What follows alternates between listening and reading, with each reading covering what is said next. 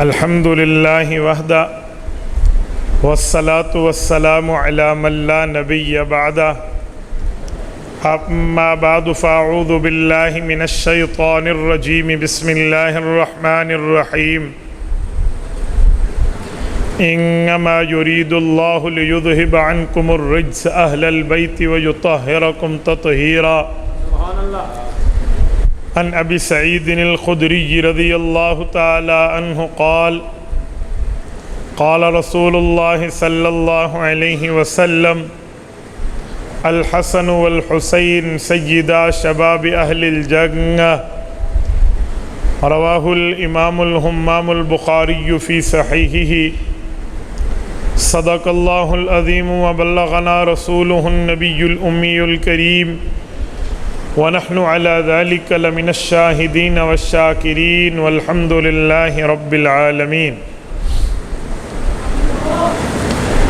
اسلام ما اطاعت خلفائے راشدین، ایمان ما محبت آل محمد است۔ معزز دوستو،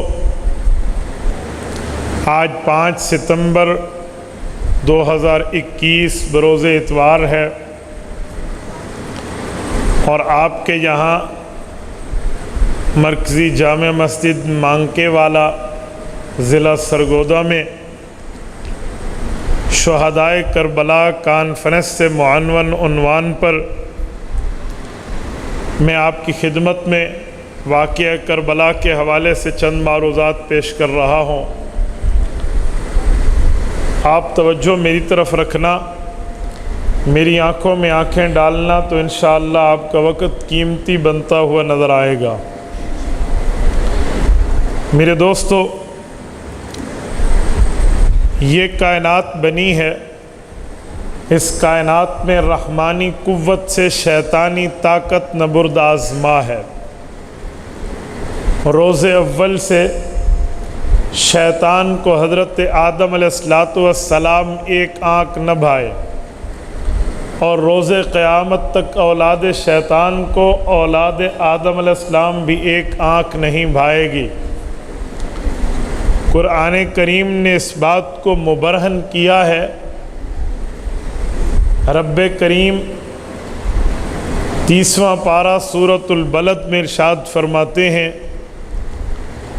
وَهَدَيْنَاهُ النَّجْدَيْنِ، انسان کو دونوں راستوں کی رہنمائی اللہ کی طرف سے ہو چکی ہے، اب اس کی مرضی ہے وہ اللہ کے راستے پہ جائے یا شیطان کے راستے کو اختیار کرے۔ صراط الرحمن اور صراط الشیطان واضح ہو چکا ہے۔ قرآن کریم 3 پارے سورت نمبر 2 سورۃ البقرہ آیت الکرسی کے بعد کی آیات میں یوں اعلان کرتا ہے قد تبین الرشد من الغی، کہ میں نے ہدایت کو اور گمراہی کو واضح کر دیا ہے۔ اب مرضی بندے کی ہے کہ وہ کس راستے پہ چلے۔ دنیا میں 2 ہی راستے ہیں، یا تو بندہ ماننے والا بنے اور یا ٹھکرانے والا بنے۔ درمیان میں تیسرے راستے کو منافقت کہا جاتا ہے، جس کو اردو زبان میں یوں سمجھیں کہ حج کیا کعبہ کا اور گنگا کا اشنان بھی، خوش رہے رحمان بھی، راضی رہے شیطان بھی۔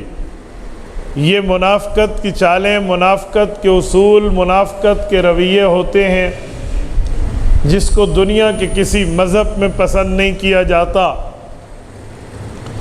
اسلام نے منافقت پر یوں چھری پھیری ہے۔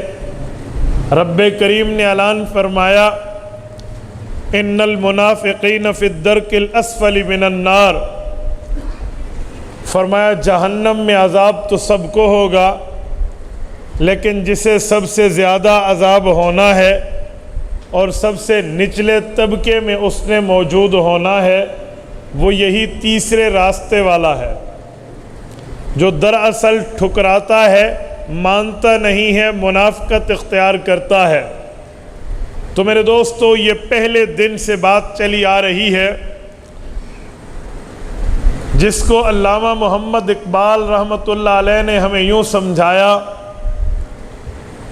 کہ ستیزہ کار رہا ہے ازل سے تا امروز، چراغ مصطفی سے شرار ابو لہبی۔ اسی کا مظہر آپ نے دیکھنا ہو تو واقعہ کربلا میں آپ کو نظر آ جائے گا۔ رحمانی طاقت شیطانی طاقت کا مقابلہ دیکھنا ہو تو یہاں دیکھ لیجئے۔ وعدے کس لیے کیے جاتے ہیں؟ توڑنے کے لیے کیے جاتے ہیں۔ منافقوں کے اس قول کی عملی تصویر دیکھنی ہو تو کربلا دیکھ لیجئے۔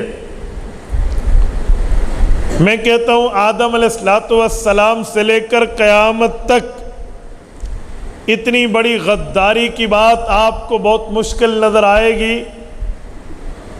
جو نواسہ رسول، شہزادہ بطول، امام عالی مقام امام حسین ابن علی رضی اللہ عنہ کے ساتھ کربلا میں دہرائی گئی۔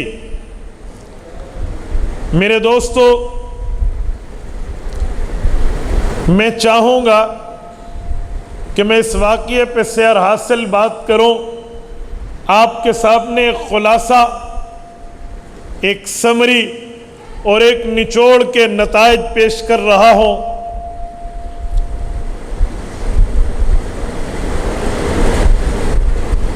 رجب المرجب کا مہینہ سن 60 ہجری کی آب و تاب تھی، جب یزید پایہ تخت پر مسند نشین ہوتا ہے۔ وہ دمشق میں بیٹھا ملک کے شام کے اندر حکمرانی کے تخت کے مزے لوٹ رہا، مدینہ منورہ میں بیٹھ کر صحابہ کرام میں حضرت عبداللہ ابن زبیر رضی اللہ تعالی عنہما پیغمبر کریم علیہ التحیۃ والتسلیم کے سالی کے بیٹے حضرت اسما کی اولاد حضرت عبداللہ بن زبیر نے یزید کی بیعت سے انکار کر دیا، اور مدینہ منورہ میں موجود امام حسین رضی اللہ عنہ نے بھی بیعت کرنے اور اس کے ہاتھ میں ہاتھ دینے کو ٹھکرا دیا کہ جی میں یزید کی بیعت نہیں کر سکتا، میں یزید کو حکومت کے اہلیت والوں میں نہیں سمجھتا۔ یزید نے حکومت سنبھالنے کے بعد مدینہ منورہ کے گورنر ولید بن عتبہ کو خط لکھا کہ سب سے پہلے میری بیعت عوام سے نہیں حسین ابن علی سے لیجئے، مجھے اس بات کا خوف ستائے جا رہا ہے کہ کہیں یہ آدمی میری سلطنت کے لیے خطرہ نہ بن جائے۔ بدبختی کی بھی کوئی انتہا ہوتی ہے، وہ انتہائیں اس یزید پر ختم تھیں۔ ولید بن عتبہ مدینہ منورہ کا گورنر ہے، لیکن اللہ نے اس کے سینے میں رکھے ہوئے دل کے اندر کچھ رحمت کا مادہ رکھا ہوا تھا۔ اس نے امام حسین کو بلایا اور یہ بات پڑھ کر سنا دی کہ جی مجھے اس بات کا آرڈر ملا ہے کہ میں آپ سے بیعت لے لوں، آپ یزید کے ہاتھ پر بیعت کرنے کے لیے میرے ہاتھ پر بیعت کر لیجئے، یہ بیعت نیابت یزید کی ہو جائے گی۔ امام حسین نے رات کے وقت بلائے جانے پہ اس گورنر کو کہا کہ رات کی اس تاریکی میں، رات کے اس اندھیرے میں آپ مجھے بلا کر بیعت کے مقاصد کیا حل کر سکتے ہیں؟ اگر آپ میری بیعت چاہتے ہیں تو مجھ جیسے بندے کی بیعت تو دن میں لینی چاہیے، جب سورج کی روشنی اپنی آب و تاب پر ہو اور سورج اپنی کرنیں بکھیر رہا ہو، تاکہ مجمع کو پتہ چلے کہ شہزادہ رسول نواسہ رسول نے بیعت کر لی ہے۔ رات کی اس تاریکی میں بلانے کا فائدہ؟ گورنر نے کہا جی بالکل ٹھیک۔ اس نے امام حسین کو جانے دیا۔ حضرت حسین نے بیعت کی وعدہ تو نہیں کیا تھا، صرف بتایا کہ مجھ جیسا بندہ صبح میں بیعت کرے تو بہتر ہوتا ہے۔ امام حسین نے رات ہی رات میں مدینہ طیبہ سے ہجرت کی ہے۔ یہ مدینہ طیبہ وطن پیغمبر ہے، شہر پیغمبر ہے، شہر رسول ہے، مدفن رسول ہے۔ یہ یثرب کی وہ وادی ہے جہاں حضرت حسین کے نانا جان مکہ مکرمہ جیسی مقدس سرزمین کو چھوڑ کر مدینہ طیبہ کو اپنا وطن بناتے ہیں۔ لیکن میں خدا کی قسم یزید کی بدبختی پر انگشت ببندہ ہوں کہ اوے ظالم، تیرے ایک ظلم کے فیصلے نے اس شخصیت کے نواسے کو، جس کا کلمہ امت نے پڑھا ہے، جہاں ہجرت کر کے آنے پر یہاں سے ہجرت پر مجبور کیا ہے۔ حضرت امام حسین رضی اللہ عنہ مکہ مکرمہ میں پہنچے، ابھی راستے میں تھے، جب ایک دو دن تک اطلاع نہ آئی تو گورنر نے پوچھا، بتلایا گیا وہ تو سفر پہ گئے ہیں۔ اس نے اپنے ہرکارے بھیجے، نمائندے بھیجے، اپنے سپاہی بھیجے جو انہیں پکڑ کے لائیں، لیکن اس وقت تک بہت دیر ہو چکی تھی۔ حضرت امام حسین مکہ کی سرزمین کے گرد و نواح میں داخل ہو چکے تھے۔ بہرحال جب یہ خبر یزید تک پہنچی، وہ غصے میں بڑبڑایا۔ اس نے وہاں دو لیٹر لکھے، ایک لیٹر مدینہ کے گورنر کے نام اور ایک لیٹر مدینہ کے نئے گورنر کی تقرری کے لیے۔ کہا یہ موجودہ گورنر ختم ہے، اب موجودہ گورنر کی جگہ یہ بندہ میں گورنر بنا کے بھیج رہا ہوں، یہ مدینہ کا گورنر ہوگا۔ اس ولید بن عتبہ کو حضرت امام حسین رضی اللہ عنہ کے ساتھ نرمی برتنے کے جرم میں اس بندے نے حکومت سے ہٹا دیا۔ حضرت حسین مکہ مکرمہ پہنچتے ہیں۔ مکہ مکرمہ شہر امن ہے، مکہ مکرمہ بلد الامین ہے، مکہ مکرمہ اللہ کا گھر ہے۔ یہاں تا چیونٹی کو بھی امن ہے، یہاں پر تو کیڑے مکوڑوں کو بھی امن ہے، یہاں پر تو شکاری جانوروں کو بھی شکار نہیں کیا جا سکتا۔ قرآن کریم کا اعلان ہے، من دخلہ کان آمنا، جو اس شہر میں آئے گا حالت امن میں مأمون کہلائے گا۔ امام حسین نے 5 ماہ یہاں گزارے ہیں۔ یزید کی فوجوں میں یہ جرت نہ ہوئی کہ وہ یہاں کچھ کر سکیں، لیکن حیرانگی کی بات ہے حضرت امام حسین کی پرامن زندگی کوفہ کے باسیوں کو پسند نہ آئی۔ ان سازشوں نے سازش کی ہے، ان سازشیوں نے وہاں سازش گھڑی، امام حسین کو کوفہ بلانے کے لیے خطوط در خطوط لکھ دیے۔ حضرت امام حسین رضی اللہ عنہ ان خطوطوں پر صبر کرتے، ان کے وفود آئے، ڈیلیگیشن آنا شروع ہوئے، بلانے کی باتیں آئیں، اپنے ہاں آنے کے مطالبات آئے، آپ یہ شہر چھوڑیے، آپ کوفہ آ جائیے۔ یہ کوفہ وہ شہر ہے جسے بنایا حضرت عمر نے تھا، جسے بسایا حضرت حیدر کرار حضرت علی نے تھا۔ کوفہ کے باسی لکھتے کہ آپ یہاں آئیے، آپ ہماری رہنمائی کیجئے، آپ ہماری دینی رہبری کیجئے، ہم آپ کے ہاتھ پر اپنے آپ کو بیچ کر آپ کی بات کو مانیں گے، لہٰذا آپ کو یہاں آنا چاہیے۔ امام حسین رضی اللہ عنہ اپنے ساتھیوں سے مشورہ کرتے، دوستوں کو خطوط دکھاتے، احباب کے سامنے یہ بات پیش کرتے، تو مکہ مکرمہ میں موجود صحابہ کی اولادیں، مثلا حضرت عبداللہ ابن عمر، مثلا حضرت عبداللہ ابن زبیر، مثلا حضرت عبداللہ ابن عباس رضی اللہ عنہما، یہ ساتھی ہوتے، یہ کہتے اے حسین ابن علی، آپ کو ان کی بات مان کے سفر نہیں کرنا چاہیے، آپ کو ان کی بات تسلیم کر کے وہاں نہیں جانا چاہیے۔ یہ وہ لوگ ہیں جنہوں نے آپ کے والد کے ساتھ وفا نہیں کی، یہ وہ طبقہ ہے جنہوں نے امام حسن جب انہوں نے حضرت معاویہ کے ہاتھ میں ہاتھ دے کر بیعت کر کے حضرت معاویہ کی حکومت کو تسلیم کر لیا تھا تو امام حسن کے یہ دشمن بن چکے تھے. امام حسن کو انہی کے بڑوں نے نیزے مارے تھے, ان کی ران مبارک پر نیزہ لگا تھا, اور ان ظالموں نے امام حسن کو یا مذل المؤمنین کہہ کر تکلیفیں دی تھی. آپ کو نہیں ان پر اعتبار کرنا چاہیے, آپ کو ان پر اعتبار نہیں کرنا چاہیے. یہ لوگ بڑے جھوٹے, بڑے مفتری, بڑے کذاب, بڑے گمراہ کن لوگ ہیں. امام حسین فرماتے بات تو ٹھیک ہے لیکن موجودہ نسل یہ اللہ کے واسطے دے رہی ہے, موجودہ جنریشن یہ رب کے واسطے ڈال رہی ہے. کہتے ہیں ہماری دینی رہنمائی کے لیے آؤ, یہ کل قیامت میں اللہ کی دربار میں کہہ دیں ہم نے تو دینی راہبری کے لیے بلایا, یہ نہ آئے, میں اللہ کے دربار میں کیا جواب دوں گا؟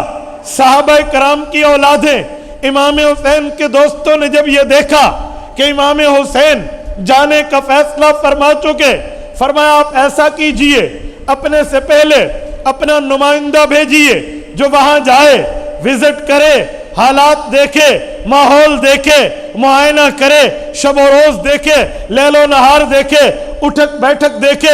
گویا اردو زبان میں کہوں تیل دیکھو, تیل کی دھار دیکھو, حالات پتہ چلیں گے.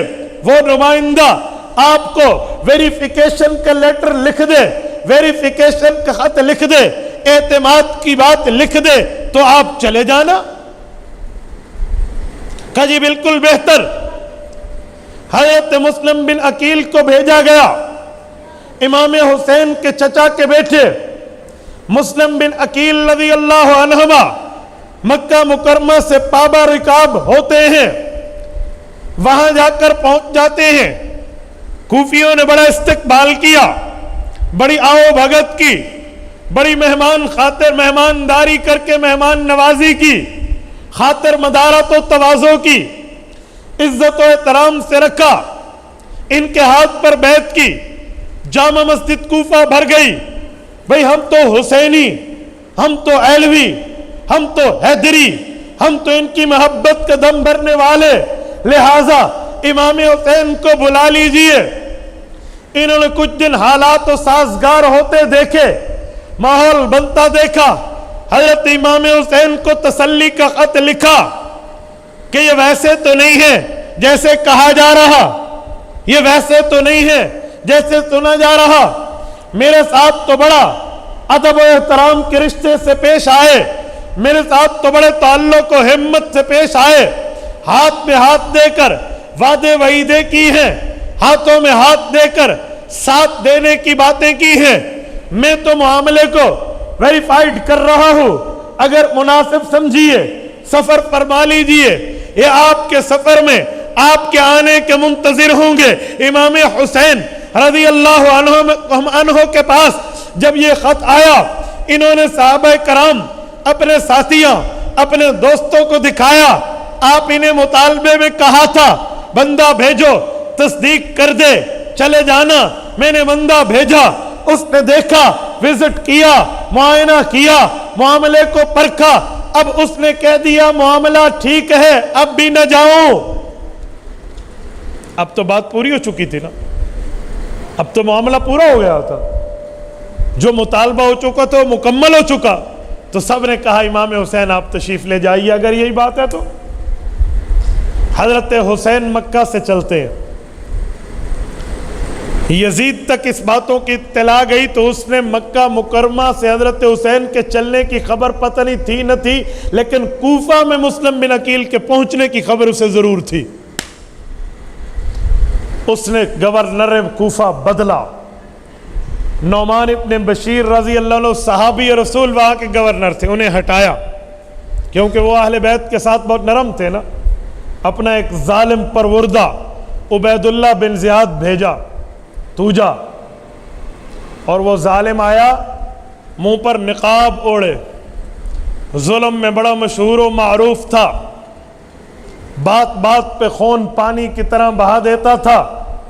اس کے ظلم اور تشدد بڑے مشہور و معروف تھے. لوگ اس کے نام سے تھرا جاتے تھے، کانپ اٹھتے تھے۔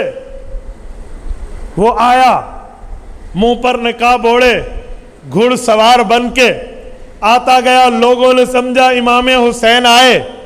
آتا آتا آتا قصر عمارت پہ آیا، گورنر ہاؤس پہ پہنچا۔ وہاں پر آ کر اس بندے نے منہ سے نقاب ہٹایا اور کہا، کوفیو مجھے جانتے ہو، میں ابن زیاد بصرہ کا گورنر ہوں، تمہارا گورنر بن کے آیا ہوں۔ یہ بات سننی تھی کہ کوفیوں کے منہ پیلے ہو گئے۔ کہا جی ہم نے سنا ہے تم ہماری حکومت کے خلاف سازشیوں کو پناہ دے رہے ہو۔ مسلم بن عقیل رضی اللہ عنہ مراد تھے۔ میں تمہارے لیے ایک تحفہ لایا ہوں۔ نیام سے تلوار نکالی اور یوں تلوار سامنے کر دی۔ کہا جس نے ان لوگوں کا محبت کا دم بھرا ہے، یعنی حضرت مسلم بن عقیل اور امام حسین کا، یہ اس کے لیے تحفہ ہے، میں اس تحفے سے اس کے ساتھ نمٹوں گا۔ یہ بے وفاؤں کی اولاد، یہ خط لکھنے والے، یہ قیامت تک کے لیے لعنت کا طوق اپنے گلے میں ڈالتے ہوئے مسلم بن عقیل کو باغی بنا کر اس ظالم کے ہاتھ بچوں سمیت پیش کر دیا اور امام حسین کی محبت سے دستبردار ہو گئے۔ یہ جو کل تک حسین حسین کر رہے تھے، کل تک حیدری ہونے کی بات کر رہے تھے، کل تک محبت اہل بیت کا دم بھر رہے تھے، آج ایک ہی تلوار کو دیکھتے ہوئے بدل گئے۔ یہ کب ہوا؟ جب امام حسین مکہ سے سفر شروع فرما چکے اور حضرت مسلم بن عقیل کو ظالم نے ظلماً شہید کر دیا۔ اس ظالم نے ان کے بچوں تک کو شہید کر دیا اور کوفیوں نے ان میں سے ایک کے کان تک جوں تک نہ رینگی۔ جو کل اسے عزت دے کر جامع مسجد کوفہ میں ہزاروں بندے بیعت کر رہے تھے، سب کچھ گیا۔ امام حسین جب مقام زیالہ یا مقام زبالہ اس جگہ پہ پہنچے تو انہیں اطلاع اس معاملے کی ہوئی۔ حضرت امام حسین نے انا للہ و انا الیہ راجعون پڑھا اور قافلے کو بٹھایا، جن میں بچے بھی ہیں، عورتیں بھی ہیں، عورتیں بھی ہیں، جوان بھی ہیں، ساتھی سارے ہیں۔ مکہ سے چلے تھے تو راستوں پہ گزرتے ہوئے ساتھ دوست احباب لوگ بھی چل پڑے تھے، تو ان سب کو کہا ہمارے ساتھ یہ معاملہ ہوا اور ہماری فیملی کا یہ مشورہ ہوا ہے اہل بیت کا کہ ہم مسلم بن عقیل کے قتل کا بدلہ لینے جائیں گے۔ آپ میں کوئی ساتھی ہمارے ساتھ سفر میں طور پہ چلا تھا تو وہ چلا جائے، جو جانا چاہتے ہیں ہماری طرف سے اجازت ہے۔ ہمارے ساتھ ہاتھ ہو گیا، ہمارے ساتھ دھوکہ ہو گیا، ہمارے ساتھ بے وفائی ہو گئی ہے۔ کچھ لوگ تھے چلے گئے، باقی وہاں ساتھ چلے۔ جب یہ کوفہ سے پہلے ایک جگہ پر پہنچے ہیں تو گورنر کوفہ نے حر بن یزید الریاحی ایک شخص تھا، اس کے ہاتھوں 1000 بندے دے کر قافلہ روانہ کیا کہ حسین ابن علی آ رہے ہیں۔ ہماری اطلاع کے مطابق ہمیں ان سب نے بتا دیا، جا کر اس کا راستہ روکو، اس سے بات کرو اور اس کو ہمارے پاس لاؤ۔ ایک جگہ پہ پہنچے ہیں تو حضرت امام حسین کی اس لشکر سے ملاقات ہوتی ہے اور وہ آ کر بتاتا ہے کہ میں آپ کا راستہ روکنے آیا ہوں، میں آپ کو آگے نہیں جانے دوں گا۔ بھئی تو کیوں آگے نہیں جانے دے گا؟ بھئی ہمیں گورنر کوفہ نے حکم کیا ہے۔ کون گورنر کوفہ کا؟ جی ابن زیاد۔ ابن زیاد کون؟ کہا وہ تو گورنر کوفہ بن چکا ہے اور اس نے کہا ہم آپ کو آگے نہ جانے دیں، اسی کے پاس چلیں۔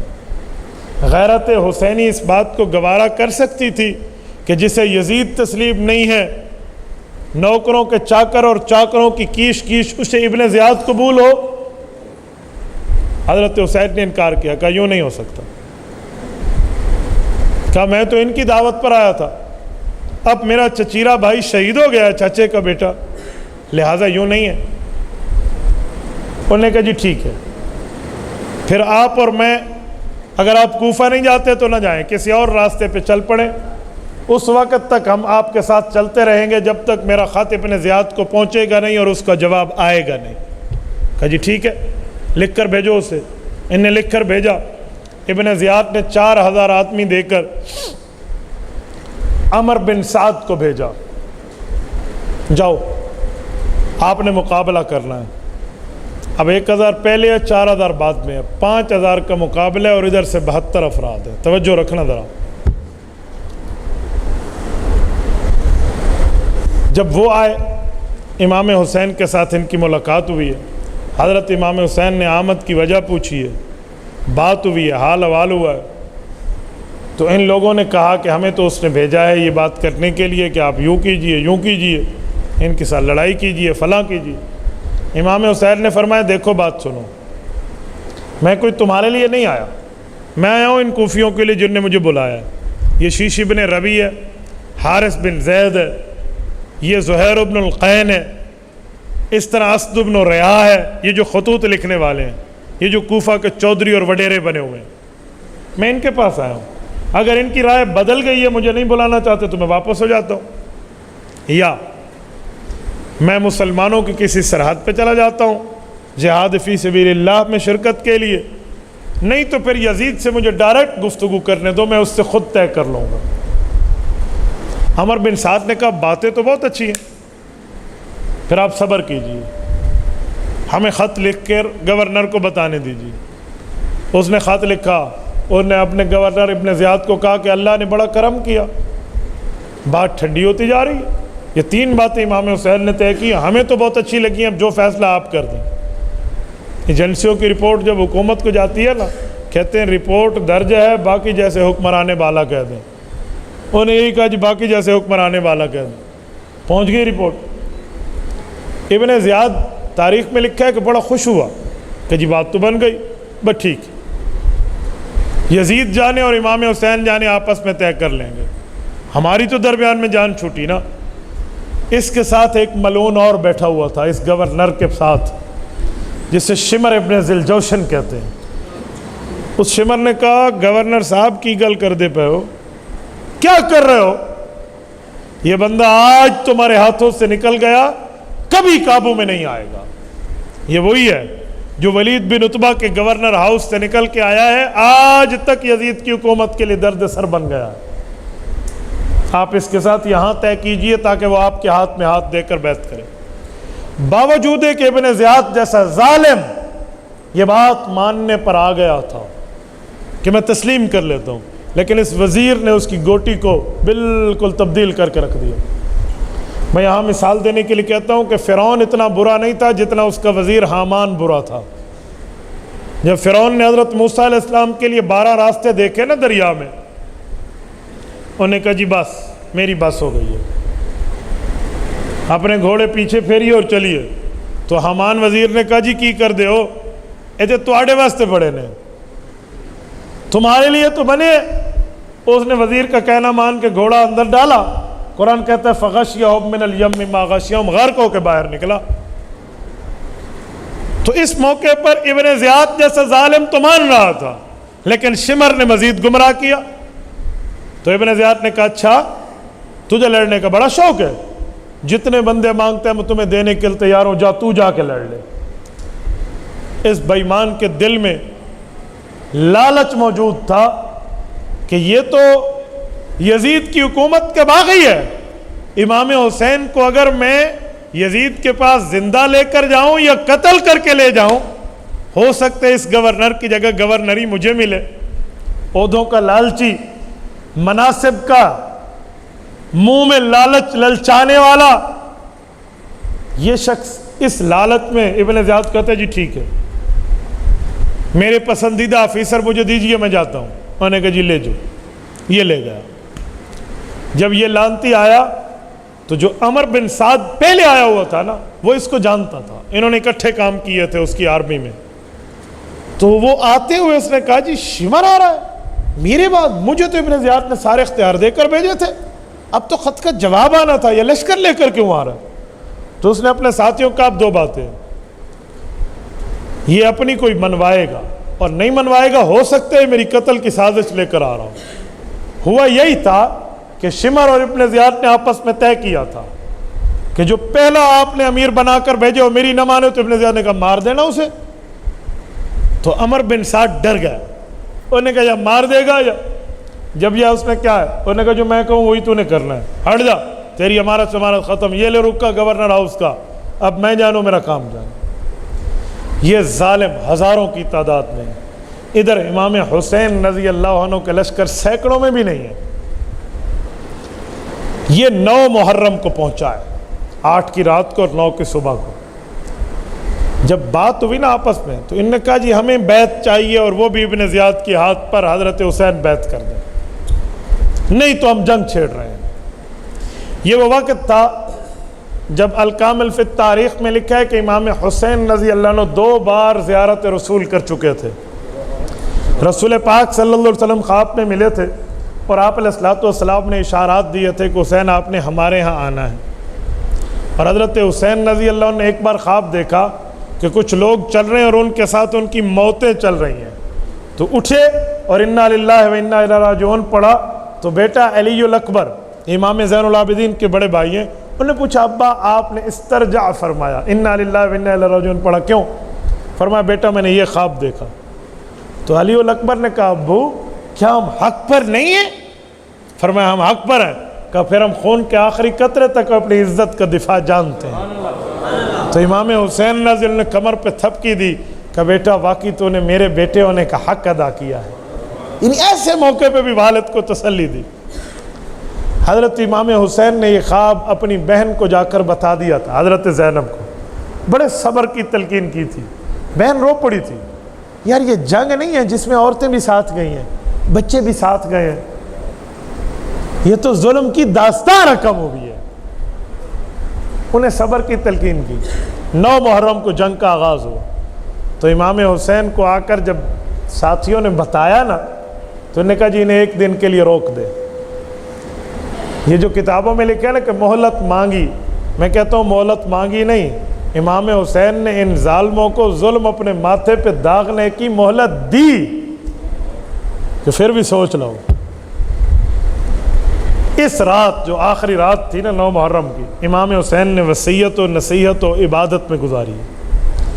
رات کے میں چراغ کی بتی کو گل کر دیا اور اندھیرے میں اپنے ساتھیوں کو کہا کہ لوگو، میرے دوستو، میرے بھائیوں، امام حسین کے ساتھ اپنے بھائی بھی شامل ہیں، بیٹے بھی ہیں، بھتیجے بھی ہیں، بھانجے بھی ہیں۔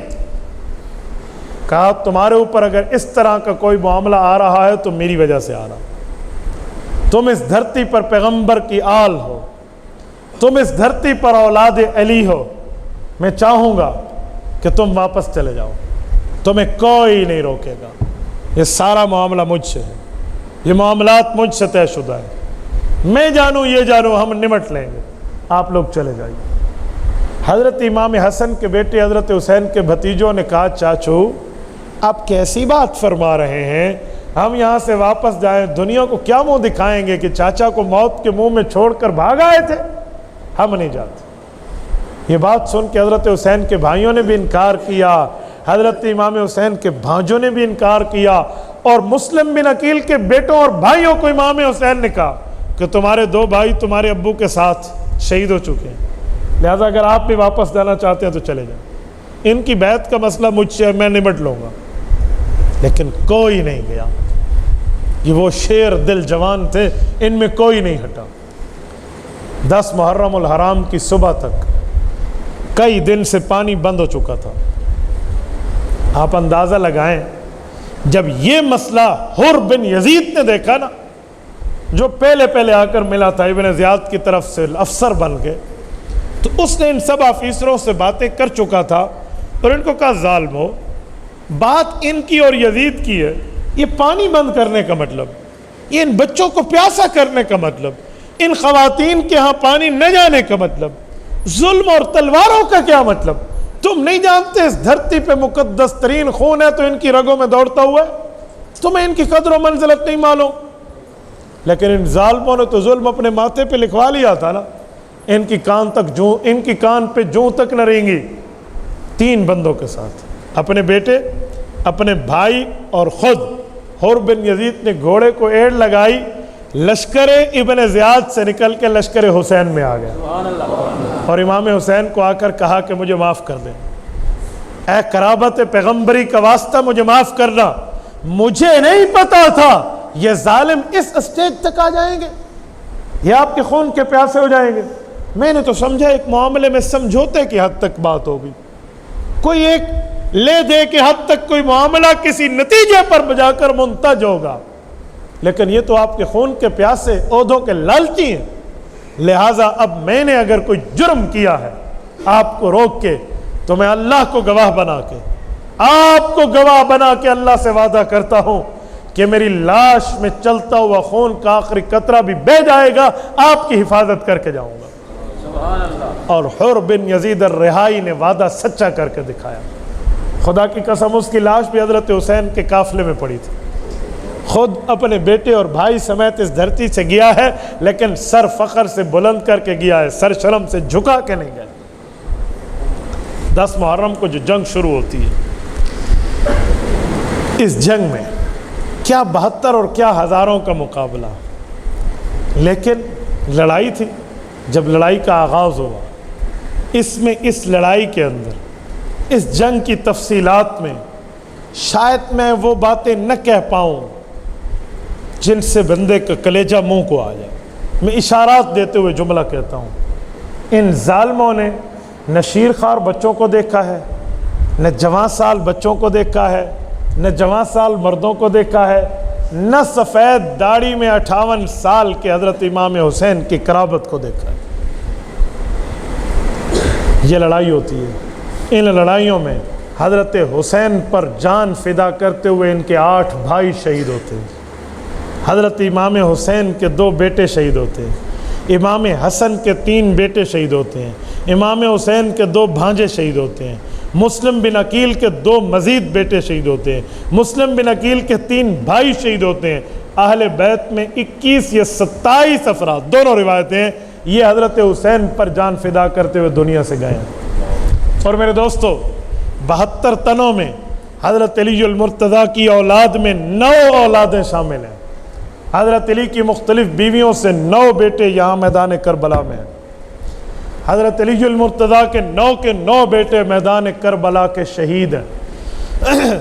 حضرت علی المرتضیٰ کی اولادوں میں جن کی رگوں میں خون علی دوڑتا ہے، ایک بیٹے کا نام، حضرت علی کے بیٹے کا نام محمد الاوسط ابن علی ہے، ایک کا نام ابو بکر ابن علی ہے، ایک کا نام عمر ابن علی ہے، ایک کا نام عثمان ابن علی ہے، ایک کا نام عبداللہ بن علی ہے، ایک کا نام جعفر ابن علی ہے، ایک کا نام عبید اللہ بن علی ہے، ایک کا نام غازی عباس علمدار ابن علی ہے، اور آخری امام عالی مقام امام حسین ابن علی ہے۔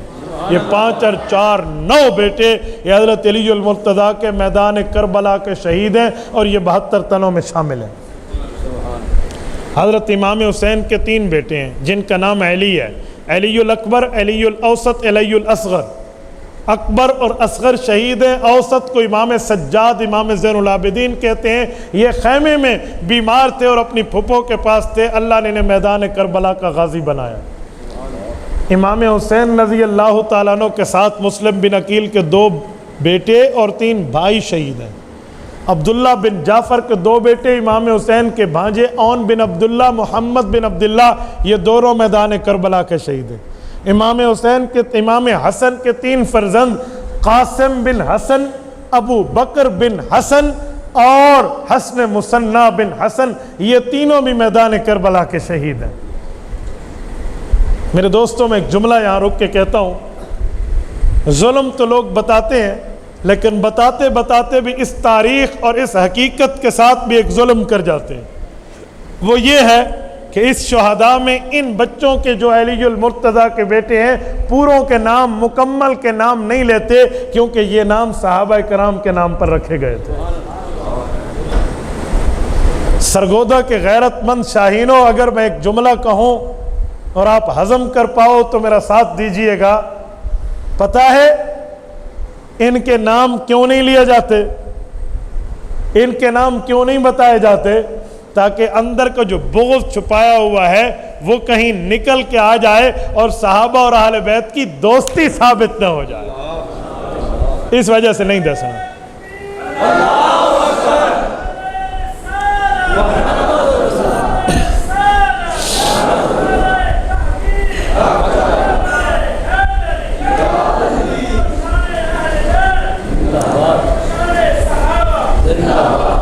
بیٹا نعرہ حیدری تو چوتھے نمبر پہ ہے، آپ نے 3 نعرے تو چھوڑ دیے۔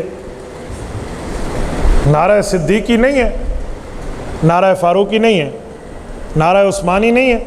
حضرت علی نے ان تینوں کے ہاتھ پر بیعت نہیں کی تھی، آپ کو ان سے محبت نہیں ہے؟ اجی نعرہ مارنا ہے تو پھر 4 مارو گے، کہو کوئی ساتھی اٹھ کر یہ 4 کے نعرے لگوائے۔ نعرہ صدیقی یا اللہ مدد ہوتا ہے جواب میں، اور 4 کے جواب میں یہی ہے۔ بولیے، اب تو نہیں بول رہے آپ؟ یہ کوئی بندہ مہمان ہے یا مسلمان ہے جلسے میں؟ ذرا دیکھو کیا مسئلہ ہے، بات کیا ہے بھائی؟ پوری بات کیجئے۔ میں نے تو اہل بیت کے ساتھ صحابہ کی بات بھی کی ہے، یہ صحابہ کے نعرے کیوں پی گیا ہے؟ دیکھیں بھائی بندہ کون ہے، اپنا ہے، مسلمان ہے، مہمان ہے۔ اجی گل کیڑی ہے؟ میں دائیں بائیں نہیں دیکھ، یا آپ نعرہ لگائیں گے بات پوری کریں گے، آدھی نہیں۔ میں آدھی ماننے والا نہیں ہوں، میں صحابہ اور اہل بیت دونوں کا حوفدار ہوں۔ نعرہ حیدری مانتا ہوں تو نعرہ خلافت راشدہ بھی مانتا ہوں۔ میں تو حضرت علی کے پاؤں کے نیچے آنے والی جوتی کے نیچے آنے والا تمغہ، اس تمغے کے نیچے لگنے والے مٹی کے ذرات کو اپنی آنکھ کا سرما مانتا ہوں۔ میں حضرت علی کو صرف ولی اللہ نہیں، سردار ولی اللہ مانتا ہوں۔ تو پھر باقیوں کے نعرے آپ کیوں پی گئے ہیں؟ اگر حضرت علی المرتضیٰ کی حضور کی ایک بیٹی ملی ہے، نعرہ حیدری ہے، تو حضور کی 2 بیٹیاں حضرت عثمان کو ملی ہیں، نعرہ عثمانی نہیں ہے؟ بولیے، تو پھر کہیے نعرہ صدیقی، بولیے نعرہ صدیقی، سارے نعرہ صدیقی، نعرہ فاروقی، نعرہ عثمانی، نعرہ حیدری، یہ پورے نعرے مارنا۔ آدھوں کی بات کیا کرتے ہو؟ یہی تو میں رو رہا ہوں کہ تاریخ میں سچ پورا بولو، یہی تو میں بات کر رہا ہوں کہ تاریخ میں سچ پورا بولیں۔ ہم آدھے نہیں ہیں، سراسر موم یا سنگ ہو جا، یا 2 رنگی چھوڑ اور یک رنگ ہو جا۔ یہی تو میں سمجھا رہا ہوں کہ حضرت حسین ابن علی اکیلے نہیں ہیں میدان کربلا کے میرے بھائی۔ اجی میں پوری گل کرنی ہے، حضرت علی کے اور بیٹے بھی ہیں، ابو بکر ابن علی بھی حضرت حسین کا بھائی میدان کربلا کا شہید ہے، عمر ابن علی بھی میدان کربلا کا شہید حضرت علی کا بیٹا، عثمان ابن علی بھی میدان کربلا کا شہید حضرت علی کا بیٹا۔ ان کے نعرے کیوں نہیں ہیں؟ ہونی چاہیے یا نہیں ہونی چاہیے؟ بولیے، ہاتھ کھڑا کر کے وعدہ کہ ہونے چاہیے نہیں؟ سارے دوست ہاتھ بلند کر کے، ہونے چاہیے یا نہیں ہونے چاہیے؟ پورے کا ذکر ہو یا ادھورے کا؟ پورے کا ذکر ہونا چاہیے، تو بات پوری کرنی چاہیے۔ میں اپنی گفتگو پہ نعرے نہیں لگواتا، میں سبق سمجھا کر بات کرتا ہوں، لیکن شروع تو اسی کی تھی تو پوری میں کرنی ہے۔ یاد رکھیں، میں پوری بات جانتا ہوں، میں جتنا لہجہ نرم رکھتا ہوں اتنا اپنا عقیدہ گرم رکھتا ہوں، یہ یاد رکھیں۔ مجھے آپ ڈکٹیٹ نہیں کر سکتے آدھی بات کر کے، نعرہ لگائے تو پورے۔ آج کے بعد آپ بھی دیکھنا، صحابہ اور اہل بیت میں پیار تھا یا بغض ہے؟ بولیے، سارے بولیے، پیار ہے یا بغض ہے؟ حضرت علی نے اپنے بچوں کے نام رکھے ہیں، صحابہ والے اب جرت کرے علی المرتضیٰ کا نام لیوا، وہ بھی اپنے بچوں کے نام حضرت علی کے نام پہ رکھے۔ میں مانوں گا تجھے بھی علی سے پیار ہے۔ گل پوری بھائی، بابا دوری سے دوری نہیں ہے، ٹھیک ہے؟ اتنی بہت ہو گئی ہے، تھوڑی اور ہونی چاہیے تھی۔ اچھا کافی ہے، چلو۔ حضرت علی المرتضیٰ کی اولادیں یہ بھی میدان کربلا کے شہید ہیں۔ حضرت حسن کے اولادیں جن میں ابو بکر بن حسن، قاسم بن حسن، حسن مثنیٰ بھی شامل ہیں، یہ بھی امام حسین کے ساتھ شہید ہیں۔ میدان کربلا کے ان شہیدوں میں، شہداء میں آخری طور پہ جو شہید ہیں ان میں حضرت امام حسین ابن علی رضی اللہ عنہما ہیں۔ امام حسین رضی اللہ عنہ کے گود میں علی الاصغر بیٹھے تھے۔ ایک ظالم کو بیٹا اپنے باپ کی گود میں پسند نہ آیا تو اس خون حیدری میں، اس جسم میں چلنے والے خون علی میں، اس رگوں میں دوڑتی ہوئی غیرت حیدری پسند نہ آئی تو اس ظالم نے تیر مارا، حضرت حسین کا بیٹا ان کی گود میں شہید ہوا ہے۔ یہ کم ظلم ہے، یہ کم ظلم ہے؟ مجھے بتائیے، جب چھوٹے بیٹے کو اٹھا کر لے جایا گیا ہوگا، اس کی ماں رباب بنت امرا القیس بھی موجود ہے، ان کی پھوپھو حضرت زینب بھی موجود ہے، اور ان کے بھائی جو بیمار علی الاوسط بھی موجود ہے۔ بتائیں ان کے دل پر کیا عالم گزرا ہوگا؟ ذرا جن کے سینوں میں باپ والا دل ہے نا، ذرا یہ اپنی اولاد کا ایک تصور لے کر تو سوچ کے دیکھیں، آج اولاد کو 100 کا بخار ہو جائے ماں باپ کی جان پر بن جاتی ہے، اور کمال شہادت ہے حضرت امام حسین کا، کمال جذبہ ہے جو ان بچوں کی لاشیں اٹھا کر بھی اپنے موقف سے 1 انچ بھی پیچھے نہیں ہٹا۔ اس 10 محرم کے دن میں ظہر کی نماز کا وقت ہے۔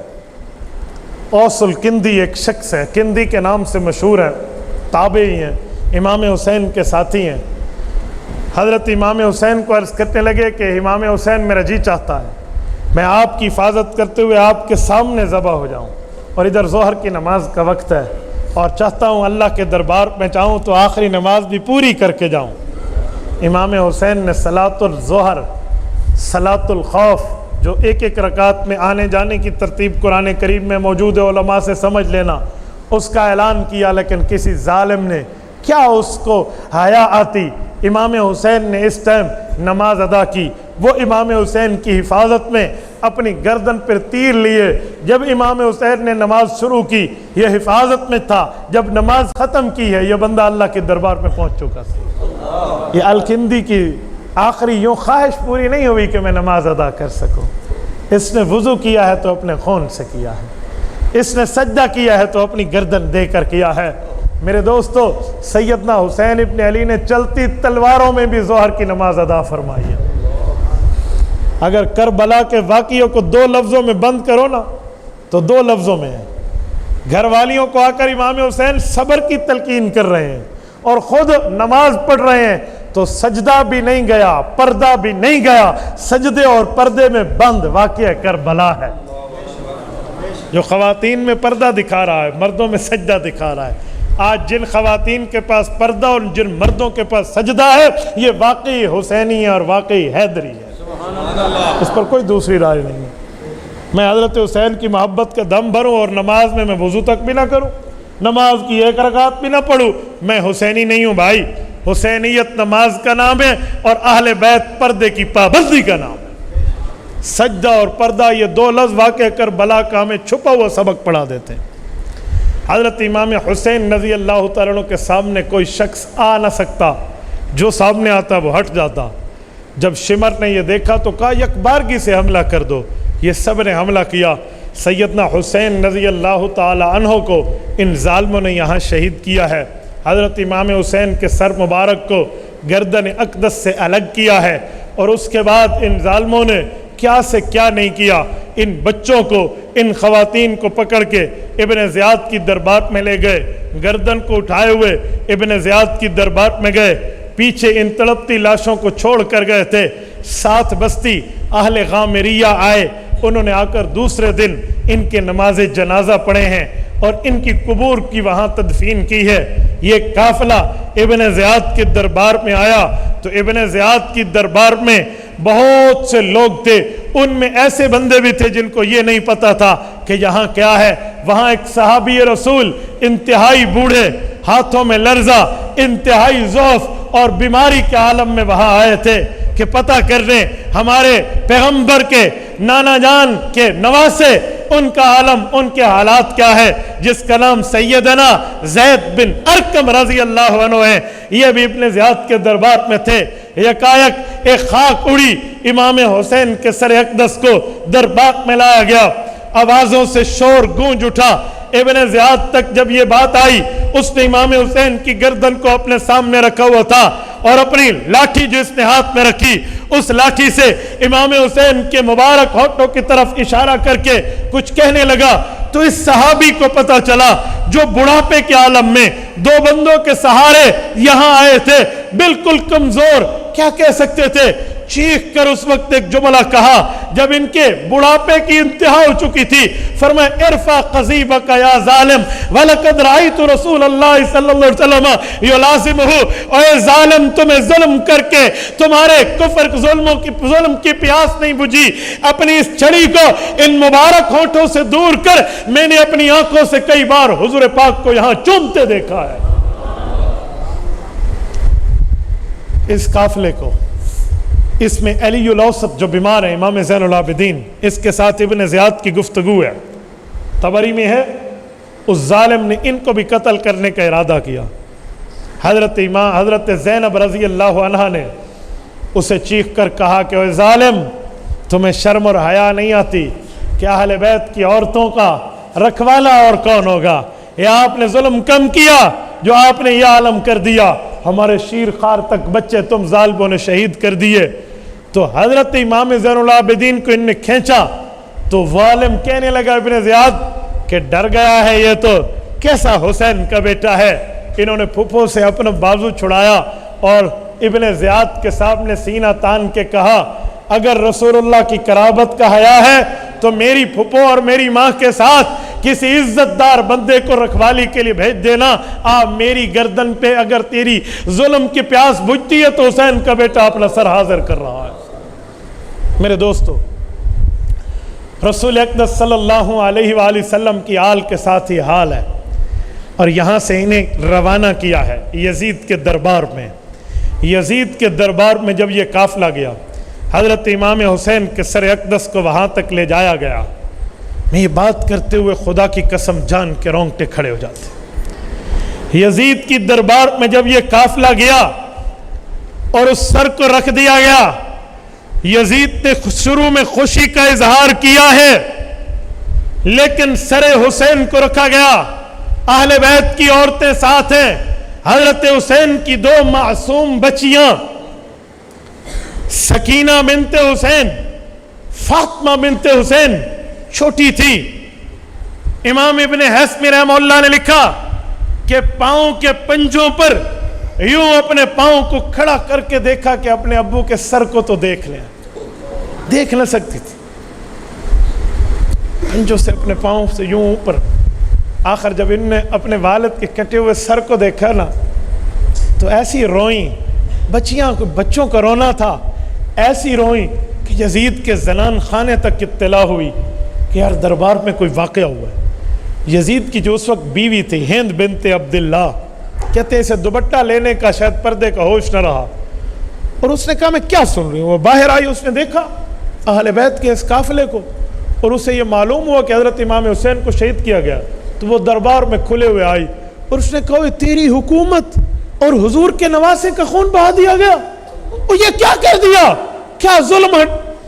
उसने जब ये बात की, इसने किसी से कोई चादर वादर लेकर बीवी के सर पे डाली और यजीद ने कहा जी ठीक है, अच्छा होगा, हम बदला लेंगे, अल्लाह लानत करे इब्ने मरजाना पे। उसने बस बीवी को मुतमईन किया, उसे घर भेजा, लेकिन इस जालिम ने झूठ बोला, इसने कोई बदला नहीं लिया। अहले बैत के इस काफिले को इसने औरतों को घर में भेजा। ठीक है, ख़वातीन की इज़्ज़तें वहाँ हुई हैं, लेकिन क्या इज़्ज़तें, ये इज़्ज़तें जिनके तमाम मर्दों को इमाम हुसैन के साथ एक तलवार के साथ सबको शहीद कर दिया गया। जुल्म की दास्तान रकम हुई। यजीद के घर की औरतों ने अपने कंगन तक उतार के दिए, बड़ी तसल्ली के साथ, बड़ी इज़्ज़त के साथ इनकी आओ भगत की। हज़रत इमाम हुसैन रज़ी अल्लाह के फ़र्जंद इमाम ज़ैनुल आबिदीन मौजूद हैं। इनसे पूछा गया तो इन्होंने एक ही फरमाया कि हम अल्लाह की रज़ा पे राज़ी हैं, लेकिन ज़ालिम और मुतकब्बिर के लिए मेरा अल्लाह सबसे काफ़ी है, सब पे काफ़ी। दरबार यजीद में एक वक्त ये भी बात आई, मुझे कहते हैं बाग़ फ़िदक पर बयान करें, तो उन्वान मुझे बाग़ फ़िदक देते, मैं बात करता। आपने उन्वान मुझे वाक़या करबला दिया, फिर और उन्वान ना लो टच करो, अभी तो वाक़या करबला तो आगे मज़ीद चल रहा है। एक उन्वान दिया करें, एक उन्वान पे या बात सुने या फिर दूसरा उन्वान न दें, या दूसरे उन्वान पर अलहदा बात हो। एक एक बात, अभी मुझे दोस्त कह रहे थे हमें वाक़या करबला कोई नहीं सुनाता, हमारा जलसा नाकाम हो जाता है। लोग कहते हैं वाक़या करबला पे बात करते हो, सुनाते नहीं हो। अब वाक़या मैंने शुरू किया, कहते जी और वाक़या दसो, सुन देते तुसी खुद ना हो। मेरे दोस्तों, हज़रत हुसैन रज़ी अल्लाह तआला अन्हु के बेटे इमाम ज़ैनुल आबिदीन गुफ्तगू के दौरान यजीद से एक जुमला कहा। उसने जब कहा, कहते हैं एक वाक़या लिखा है कि हज़रत हुसैन रज़ी अल्लाह के छोटे बेटे एक थे अब्दुल्ला बिन हुसैन, ये भी साथ थे। यजीद का भी एक बेटा था। दरबार यजीद में इमाम हुसैन के बेटे को यजीद ने अज़रुए मजाक कहा, मेरे बेटे के साथ कुश्ती करते हो? और अहले बैत के शेर जिल बच्चे ने कहा हाँ हाँ कुश्ती करता हो, शर्त यह है एक छुरी मेरे हाथ में दो, एक छुरी इसके हाथ में दो। ये बच्चों का जज्बा था, मैं मुकाबला करता हूँ। यजीद बड़ा जालिम है। यहाँ पर इसने लफ्ज़ बोला है ना وہ سانپ کا بچہ سانپ ہوتا ہے. کہاں تک بچائیں گے یہ یزیدی اپنے یزید کو؟ کہاں تک یہ اس کی عزت اور احترام کے نغمے ڈگمگائیں گے؟ یاد رکھنا ہمارا یزید سے واسطہ نہیں. ہم کل بھی حسینی تھے, ہم آج بھی حسینی ہیں, قیامت میں بھی حسینی اٹھنا چاہتے ہیں. یہ بات ذہن سے نکالنا کہ ایسی کوئی یزید دی تعریف کر دے پھر دیں. میرے دوستو, حضرت امام حسین رضی اللہ تعالیٰ عنہ کے ساتھ خواتین کا یہ قافلہ ان کی اولاد کے ساتھ, امام زین العابدین کے ساتھ یہاں سے واپس ہوئے ہیں مدینہ طیبہ. ان کے ساتھ کچھ ان کے محبین کے لوگ بطور ساتھ معاون اور حفاظت اور محافظ کے طور پہ آئے. یہاں ایک روایت امام ابن کثیر رحمہ اللہ نے تفسیر ابن کثیر میں جلد نمبر 8 میں لکھا ہے کہ حضرت حسین کا سر امام زین العابدین ساتھ لائے تھے اور جنت البقیع میں اما فاطمۃ الزہرا رضی اللہ تعالی عنہا کے پاؤں مبارک میں امام حسین کے سر کو دفن کر کے قبر بنا دی گئی تھی. ایک امام ابن کثیر نے یہ لکھا ہے. اور ایک واقعہ اور بھی لکھا ہے کہ جی نہیں, یہ ایک اور روایت بھی ہے کہ امام حسین کے سر اقدس کو یزید کے پاس رکھوا دیا گیا تھا تا وقت کہ سلمان بن عبد الملک کا دور آیا. اس نے اس سر کو اٹھا کر جنازہ پڑھوایا اور اس جنازے پر کفن دیا اور کفن کے ساتھ دمشق کے باب الصغیر کے قبرستان میں دفن کیا. وہاں آج بھی یادگار حسینی قائم ہے. یہ سوال کا جواب آپ کو بہت مشکل ملے گا کہ جنازہ کس نے پڑھا تھا. یہ میں آپ کو لاکھ روپے بھی کم ہے اس سے بڑا حوالہ دے کر جا رہا ہوں. میرے دوستو, رسول اقدس صلی اللہ علیہ وسلم کی یہ اولاد یہاں آئی ہیں. حضرت امام حسین رضی اللہ تعالی عنہ کے ساتھ اس لشکر میں امام حسین کی بیوی رباب بنت امرأ القیس بھی ساتھ ہیں اور ان کی والدہ امام حسین کی خوش دامن جسے آپ ساس کہتے ہیں وہ بھی ہیں, جس نے اپنے نواسوں کو اپنے سامنے شہید ہوتے دیکھا. کہتے ہیں کہ امام حسین کی ساس ان بچوں کی نانی کا عالم یہ تھا کہ میں سائے میں بیٹھی ہوں یا دھوپ میں بیٹھی ہوں, مجھے کسی نے کھلایا ہے یا نہیں کھلایا, میں نے آرام کیا ہے یا نہیں کیا. 6 ماہ تک کیفیت یہی رہی, اس کے بعد دنیا سے چلی گئی. اور امام حسین کی جوان سالہ بیوی حضرت رباب بنت امرأ القیس, لوگ کہتے اللہ نے تجھے حسن و جمال دیا ہے, اللہ نے تجھے شرف و کمال دیا ہے, اپنی زندگی بناؤ, شادی کر لو. تو یہ ایک عجیب جملہ کہتی کیا بات مجھ سے کر رہے ہو, میں کل قیامت میں حضور پاک کے علاوہ کسی اور کو سسر نہیں بنانا چاہتا, میں نہیں بنانا چاہتا. 1 سال کے اندر یہ خاتون بھی دنیا سے گئی ہے. جس جگہ یہ قافلہ رہا ہے اس کا نام ہے حی حسینیہ. مدینہ طیبہ میں وہ آج بھی قائم ہے. میں نے اپنی آنکھوں سے اس محلے کی زیارت کی ہے, کئی بار کی ہے. وہاں کچھ باقیات آج بھی ہیں مدینہ طیبہ میں. تو میرے دوستو, یہ معاملات تو یہاں ہوئے, لیکن واللہ عزیز ذو انتقام, ان بطش ربک لشدید. نہ جا اس کے تحمل پہ کہ بے ڈب ہے گرفت اس کی, ڈر اس کی دیر گیری سے کہ ہے سخت انتقام اس کا. خدا کی قسم یہ ظلم کر کے بھی لوگ, امام حسین کے ساتھ غداری کر کے بھی یہ لوگ, ان کو شہید کر کے بھی ہار گئے اور یہ شہادت کا تاج پا کر بھی جیت گئے. آج قاتلوں کے نام بھی کسی کو نہیں آتے 2-4 کے علاوہ, لیکن حسین کا ڈنکا آج بھی بج رہا ہے, قیامت تک بجتا رہے گا. یزید کی حکومت 1 سال 2 سال کے عرصے میں یوں گئی ہے جیسے پانی میں نمک کو گھولا جاتا ہے. مکہ مکرمہ کے لوگوں نے بھی بغاوت پہ اٹھے ہیں, یزید کی حکومت سے انکار کیا ہے. مدینہ طیبہ کے لوگوں نے بھی یزید کی بیعت توڑی ہے اور اس کی حکومت سے انکار کیا ہے. اسے مکہ پر بھی لشکر کشی کرنا پڑی, مدینہ طیبہ پر بھی لشکر کشی کرنا پڑی. یہ ظالم اپنے نام اعمال میں صرف قتل حسین کی چشم پوشی نہیں لے گیا, اللہ کے گھر اور نبی کے در پہ حملے کا دھبا بھی اپنے ماتھے پر لے گیا. حضرت امام حسین رضی اللہ عنہ کے قاتلوں کا انجام اگر آپ دیکھیں نا, امام حسین رضی اللہ عنہ کے قاتلوں میں ایک قاتل ہے, یہ شیش, یہ ربی کا بیٹا. کہتے ہیں گھر میں بیٹھا تھا, بیٹھے بیٹھے چیخ ماری, وائی وائی کی اور اس کی آنکھیں ختم ہو گئیں. سویا ہوا تھا, اٹھا تو کسی نے پوچھا کیا ہوا, اس نے کہا کیا ہوا, میں نے خواب دیکھا اللہ کے رسول کی آنکھیں سرخ ہیں, हुजूर पाक के सामने चमड़ा एक बिछा हुआ है जिस पर बंदे को मारा जाता है। 10 बंदे कत्ल होकर पड़े हैं जो मेरे साथ हमले में शामिल थे। हज़रत हुसैन रज़ी अल्लाह अन्हु के साथ खून की एक सिलाई पड़ी थी। हुजूर पाक ने वो सिलाई उठाई, गज़बनाक आंखों और चेहरों से मेरी आंखों में वो सिलाई मारी और मैं यकायक अंधा हो गया हूँ। एक और जालिम एक रोटी में बैठा था, उसको किसी ने कहा कि हुसैन रज़ी अल्लाह अन्हु कातिल नहीं बच सकेंगे। मैंने कहा जी मैं तो शामिल था, मुझे तो कुछ ना हुआ। ये बंदा बात कहकर घर गया। रात को बीवी ने कहा चिराग नहीं जलता, ज़रा इसे तेल में सीधा जला दें। उसे चिराग की बत्ती को जलाते जलाते इसके कपड़ों पर मिट्टी के उस ज़माने का तेल पड़ा जो उस ज़माने का था। आग लगी और झुलस के जल भून के कोयला बन गया।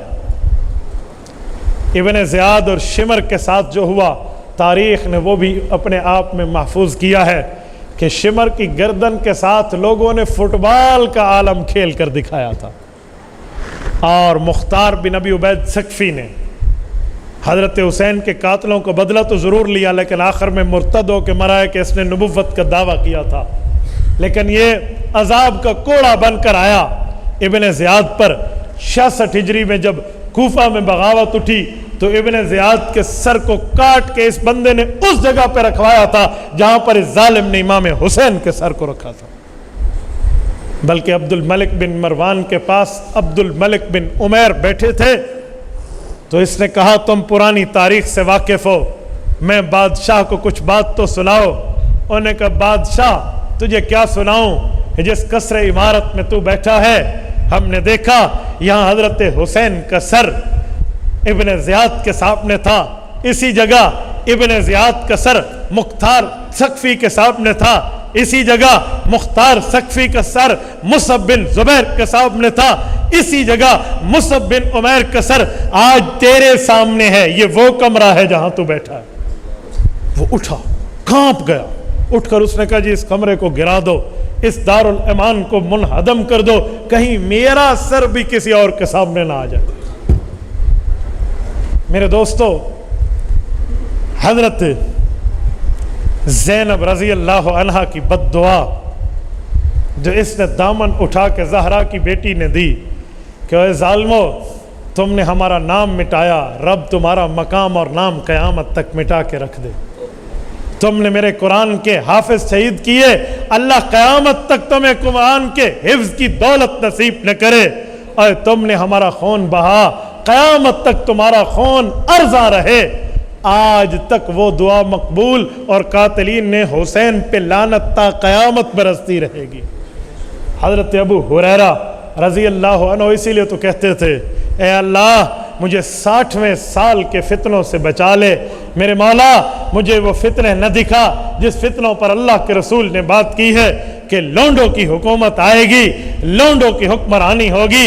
मेरे मौला मुझे 60वें सन के फितने से महफूज रख। हज़रत अबू हुरैरा 60वें सन से 1 साल पहले दुनिया से गए हैं। सन 60 में यजीद आया और 10 मुहर्रमुल हराम को हज़रत इमाम हुसैन सन 61 हिजरी में दुनिया से गए हैं। ये हज़रत अबू हुरैरा जो फरमाया करते थे वो ऐन बातों में पूरा हुआ। मेरे दोस्तों, मैं इस जुमले पे कहता हूँ कत्ले हुसैन असल में मर्गे यजीद है। कत्ले हुसैन असल में मर्गे यजीद है। इस्लाम जिंदा होता है हर करबला के बाद। अक़ूलु क़ौली हाज़ा व अस्तग़फ़िरुल्लाह व आख़िरु दअवाना अनिल हम्दुलिल्लाहि रब्बिल आलमीन।